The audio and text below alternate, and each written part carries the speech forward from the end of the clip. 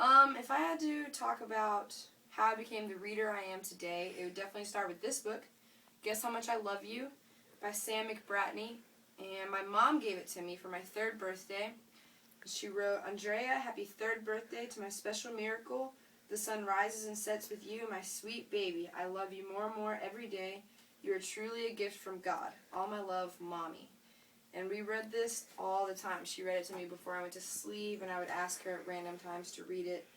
And this is definitely how I got into books. When I was little, I read easy books like One Fish, Two Fish, Red Fish, Blue Fish, Cat in the Hat, A Place to Grow. I liked reading. And in elementary school, I kept reading. Read like The Janitor's Boy, Dear Mr. Henshaw. I thought chapter books were like the best thing ever. The Thief Lord and Tale of Despereaux were probably my favorite books in elementary school. I read this one a couple times actually, and I just remember it being really good. I liked it a lot. Kept reading in middle school. I read a lot of Sarah Dessen. The Truth About Forever, she wrote that in This Lullaby. And Walter Dean Myers books, they were always about sports, so of course I read those, specifically the basketball ones.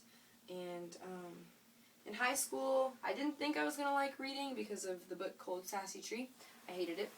But I got into Ellen Hopkins, and her books are huge. But she actually writes very uniquely. She writes like poetry, kind of. See that? But it's all a novel. Like, it tells a story.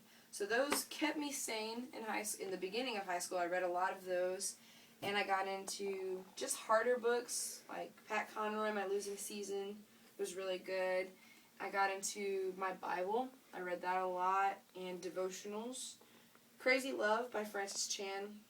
If you haven't read this and you're into that kind of stuff, I would definitely suggest it. It's a really great book.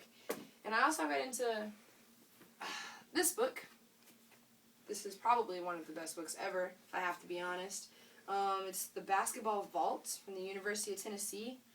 And there's actually just a ton of like historical things, like old tickets and pictures.